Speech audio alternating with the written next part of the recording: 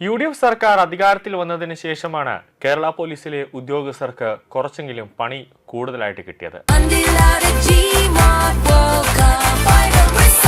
ഗോളടിക്കൂ, football സമ്മാനമായി നേടൂ. LED ടിവികൾക്ക് 70% വരെ ഡിസ്കൗണ്ട്. ആഘോഷിക്കൂ ഈ ഫുട്ബോൾ വേൾഡ് കപ്പ് ഗോപുനന്ദിലെ ജിമാർട്ടിനൊപ്പം. അതായത് ഓപ്പറേഷൻ നാർക്കോ എന്ന് പറഞ്ഞ ഒരു പേരിട്ടുകൊണ്ട്, അതായത് ഓപ്പറേഷൻ നാർക്കോ ഒരു പേരിട്ടുകൊണ്ട് ലഹരി മാഫിയകളെല്ലാം തന്നെ തകർത്ത് തരിപ്പണമാക്കാൻ വേണ്ടി രമേശ് ചെന്നിത്തല ഒരു നിർണായകമായ ഒരു നീക്കം നടത്തുന്നു. കൂടാതെ വിജിലൻസിന് അവർക്കും ഇതുപോലെ ഓപ്പറേഷൻ സീറോ എന്ന് പേരിട്ടുകൊണ്ട് ഈ സർക്കാർ ഉദ്യോഗസ്ഥർ കൈക്കൂലി വാങ്ങുന്നത് പിടിക്കാനായിട്ട് വിജിലൻസ് ഉദ്യോഗസ്ഥരും ഇറങ്ങുന്നു. അങ്ങനെ ഫുഡ് സേഫ്റ്റി ഉദ്യോഗസ്ഥർ അടക്കം ഇറങ്ങുന്നു. വലിയ രീതിയിൽ ആഭ്യന്തര സംവിധാനങ്ങളിൽ ഒരു അഴിച്ചുപണി വലിയ രീതിയിൽ UDF സർക്കാർ വരുത്തി. പക്ഷേ ഏറ്റവും കൂടുതൽ ഒരു ഗുരുതരമായ അല്ലെങ്കിൽ കണ്ടില്ല എന്ന് സർക്കാർ നടിക്കുന്ന ഒരു സംഭവം നമ്മുടെ കേരളത്തിൽ നടന്നുകൊണ്ടിരിക്കുകയാണ്. അതായത് ബംഗ്ലാദേശികൾ കൂട്ടത്തോടെ അതിഥി തൊഴിലാളികൾ എന്ന വ്യാജേന കേരളത്തിലേക്ക് എത്തുന്നു.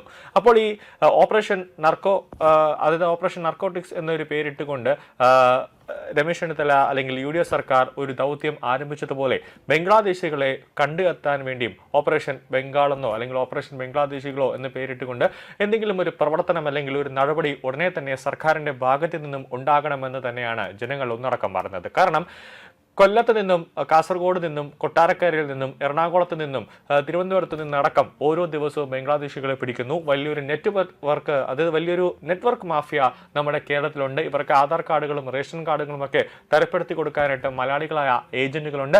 അതിനുവേണ്ട പല അക്ഷയ സെന്ററുകളും നമ്മുടെ കേരളത്തിൽ പ്രവർത്തിക്കുന്നുണ്ട് എന്ന ഒരു യാഥാർത്ഥ്യമാണ്. കാരണം പൈസ കൊടുത്തു കഴിഞ്ഞാൽ എന്ത് നിയമവിരുദ്ധമായ കാര്യങ്ങളും ചെയ്യാനായിട്ട് ഒരുപാട് അക്ഷയ സെന്ററുകളും, അതോടൊപ്പം തന്നെ എല്ലാ അക്ഷയ സെന്ററുകളുമല്ല, ചില അക്ഷയ സെന്ററുകളും അതോടൊപ്പം തന്നെ ചില കമ്പ്യൂട്ടർ കഫേകളും ഇവിടെ കേരളത്തിൽ തുറന്ന് പ്രവർത്തിക്കുന്നുണ്ട് എന്നതാണ് ഏറ്റവും പ്രധാനപ്പെട്ട കാര്യം. ഈ ബംഗ്ലാദേശികൾ ഏറ്റവും കൂടുതൽ താമസിക്കുന്ന അല്ലെങ്കിൽ ഈ അന്യസംസ്ഥാന തൊഴിലാളികൾ എന്ന വ്യാജന കേരളത്തിലെത്തുന്ന ഈ ബംഗ്ലാദേശികൾ ഏറ്റവും കൂടുതൽ പെരുമ്പാവൂർ ഉൾപ്പെടെയുള്ള മേഖലകളിലും എറണാകുളത്തും തിരുവനന്തപുരത്തേക്കും കോഴിക്കോടും ഒക്കെയാണ് ഇവർ ഏറ്റവും കൂടുതലായിട്ട് തമ്പടിക്കുന്നത്. അവിടെയാണ് ഇവർ വലിയ രീതിയിൽ ആക്രമണം അയച്ചുവിടുന്നതും സ്ത്രീകളെ ഉപദ്രവിക്കുകയും മോഷണം നടത്തുകയും ഒക്കെ ചെയ്യുന്നത്.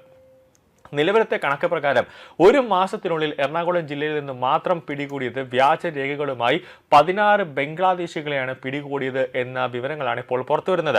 സംസ്ഥാനത്തെ ആന്റി ടെററിസ്റ്റ് സ്ക്വാഡിന്റെ പ്രത്യേക അന്വേഷണത്തിലാണ് ബംഗ്ലാദേശികളെ അറസ്റ്റ് ചെയ്തത്. ഇതിൽ ഏറ്റവും പ്രധാനപ്പെട്ട കാര്യം കൊച്ചിയിൽ ആണ് ഷിപ്പ്യാർഡ് ഉള്ളത്. അവിടെയാണ് ഒരു US കപ്പലിൽ ഐ ലവ് പാകിസ്ഥാൻ എന്ന് ഒരു ചെറിയൊരു മാർക്കറും ഉണ്ട്. അതായത് കല്ലോ അങ്ങനെ എന്തെങ്കിലും ഒരു മൂർച്ചയേറിയ ഒരു ഉപകരണം കൊണ്ട് ഐ ലവ് പാകിസ്ഥാൻ എന്ന് കപ്പലിന്റെ സൈഡിൽ ഇങ്ങനെ വയ്ക്കുന്ന തരത്തിൽ ആരോ വരച്ചു വയ്ക്കുന്ന ഒരു സാഹചര്യം ഉണ്ടായി. അത് വലിയ രീതിയിൽ എറണാകുളം പോലീസ് തന്നെ അന്വേഷിക്കുന്നു. ആ കേസ് കൊച്ചി ഷിപ്പ്യാർഡ് നേരെ എറണാകുളം പോലീസിലേക്ക് അവർ ആഭ്യന്തര അന്വേഷണം നടത്തി. ഇത് ഗുരുതരമായ ഒരു കണ്ടെത്തൽ അവർ കണ്ടെത്തുന്നു. അത് കൊച്ചിൻ ഷിപ്പ്യാർഡിലേക്ക് അറിയിക്കുന്നു. അവർ കൂടാതെ കേന്ദ്ര ഏജൻസികളെ അടക്കം അറിയിക്കുന്നു. അവർ നടത്തിയ അന്വേഷണത്തിൽ, അതായത് നേവൽ ഇന്റലിജൻസ് നടത്തിയ അന്വേഷണത്തിൽ തുടർന്നാണ് ഈ എറണാകുളം പോലീസിന് ഒരു രഹസ്യ വിവരം കൈമാറിയത്. അതായത് ഈ ഒരു മാസത്തിനുള്ളിൽ അവർ കണ്ടെത്തിയത് കൊച്ചി നഗരത്തിൽ 16 ബംഗ്ലാദേശികൾ ഇതുപോലെ നിൽക്കുന്നുണ്ട്. അതായത് 16 മാത്രമല്ല, ഒരു കണക്കാണ് അവർ പറഞ്ഞത് 16 ബംഗ്ലാദേശികൾ. ഇതിന്റെ അപ്പുറത്തേക്കും ബംഗ്ലാദേശികൾ എറണാകുളത്ത് വിവിധ സ്ഥലങ്ങളിൽ അന്യസംസ്ഥാന തൊഴിലാളികൾ എന്ന് പറഞ്ഞ് അവർ ഇപ്പോൾ താമസിക്കുന്നുണ്ട്. ഷിപ്പ്യാർഡിൽ ജോലി ചെയ്യുന്നവരും ബംഗ്ലാദേശികാരനുമായ ചിലരും തൃപ്പൂണിത്തറ, ഏരൂർ, കോഴിവെട്ടുവിളയിലെ 2 വാടക വീട്ടിലായി ഉണ്ട് എന്ന രഹസ്യ അന്വേഷണത്തെ തുടർന്നാണ് പോലീസ് അവിടെ ഒരു റെയ്ഡിനായി എത്തിയത്. ഇതിന്റെ അടിസ്ഥാനത്തിലാണ് അന്വേഷണ സംഘം വീട്ടിലെത്തി പരിശോധന നടത്തിയപ്പോഴാണ് അന്യ സംസ്ഥാന തൊഴിലാളികൾ അല്ലെങ്കിൽ അതിഥി തൊഴിലാളികൾ, പിണറായി സർക്കാരൊക്കെ ഓമന പേരിട്ട് നൽകിയ ഈ അതിഥി തൊഴിലാളികൾ എന്ന വ്യാജേന ബംഗ്ലാദേശികൾ കേരളത്തിൽ നുഴഞ്ഞു കയറി അവിടെ താമസിക്കുന്നു എന്ന ഒരു വിവരം ലഭിച്ചത്. കൊച്ചി കപ്പൽശാലയിൽ നിർമ്മാണത്തിലിരിക്കുന്ന UK കപ്പലിൽ ഐ ലവ് പാകിസ്ഥാൻ എന്ന് എഴുതിയ സംഭവമായിരുന്നു അന്വേഷണത്തിന്റെ തുടക്കം. കപ്പലിന്റെ ഉരുക്ക് ഷീറ്റിലാണ് മൂർച്ചയുള്ള വസ്തു ഉപയോഗിച്ച് ഐ ലവ് പാകിസ്ഥാൻ എന്ന് ചെറുതായി എഴുതിയത്. ദിവസവും 250 മുതൽ 300-ലധികം തൊഴിലാളികളാണ് കപ്പലിൽ പണിയെടുക്കുന്നത്. ഇതിൽ ഭൂരിഭാഗവും ബംഗാൾ, ഒഡീസ, ബീഹാർ തുടങ്ങിയ സംസ്ഥാനങ്ങളിൽ നിന്നുള്ളവരാണ്. ഇവരിൽ ബംഗ്ലാദേശികളുണ്ട് എന്ന സംശയത്തെ തുടർന്നാണ് നേവൽ ഇന്റലിജൻസ് അന്വേഷണം ആരംഭിച്ചത്. പാക് അനുകൂല എഴുത്തിന് പിന്നിൽ ഇവരാണ് എന്ന നിഗമനത്തിലാണ് നേവൽ ഇന്റലിജൻസ് ഇപ്പോൾ എത്തി നിൽക്കുന്നത്. ബംഗാളിൽ ഭരണമാറ്റം വന്നതോടെ സുവേന്ദു അധികാരി വലിയ രീതിയിൽ തന്നെ ബംഗ്ലാദേശികളെ കൂട്ടത്തോടെ അവിടെ നിന്നും ഓടിക്കുന്ന ഒരു കാഴ്ചയുണ്ടായി.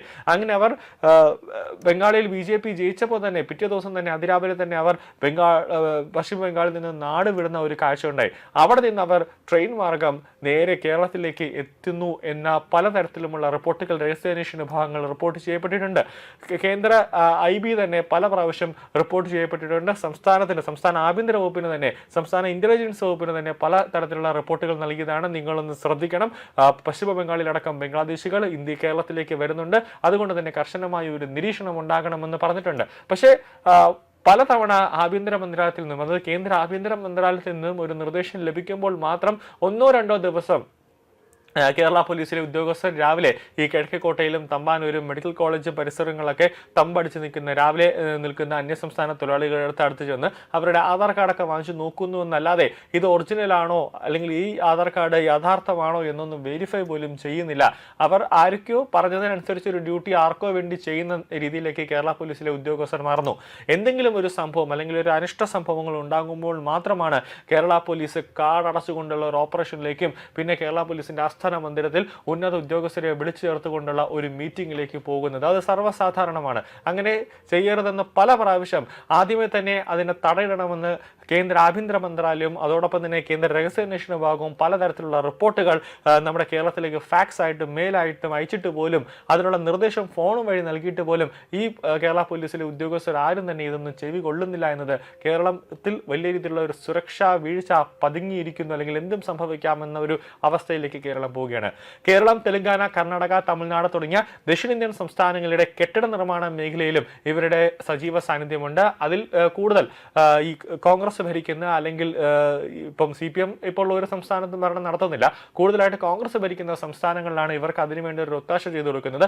BJP ഒരു സംസ്ഥാനത്ത് ഭരിക്കാൻ വന്നു കഴിഞ്ഞാൽ ആദ്യമേ തന്നെ ഈ ബംഗാളികളെല്ലാം തന്നെ അവിടുന്ന്, ഈ ബംഗ്ലാദേശികളെ എല്ലാം തന്നെ അവിടുന്ന് അടിച്ച് പുറത്തേക്ക് മാറ്റുന്ന ഒരു നീക്കമാണ് ഉണ്ടാവുന്നത്. അത് പശ്ചിമ ബംഗാളിലും അടക്കം ഡൽഹിയിലും അടക്കം അങ്ങനെ ഉണ്ടായതാണ്. ഇപ്പോൾ ഈ കോൺഗ്രസ് ഭരിക്കുന്ന സംസ്ഥാനങ്ങൾ മാത്രം ലക്ഷ്യം വെച്ചുകൊണ്ടാണ് ഈ ബംഗ്ലാദേശികൾ ഓരോ സംസ്ഥാനങ്ങളിലേക്കും പോകുന്നതെന്നാണ് ഏറ്റവും പ്രധാനം. അതുകൊണ്ട് തന്നെ എത്രയും പെട്ടെന്ന് ഒരു പുതിയൊരു ഓപ്പറേഷൻ പദ്ധതി രൂപീകരിച്ച് ഈ ബംഗ്ലാദേശികളെ കേരളത്തിൽ നിന്നും തുടച്ചു നീക്കണം എന്നാണ് ഒന്നടക്കം ജനങ്ങൾ പറയുന്നത്.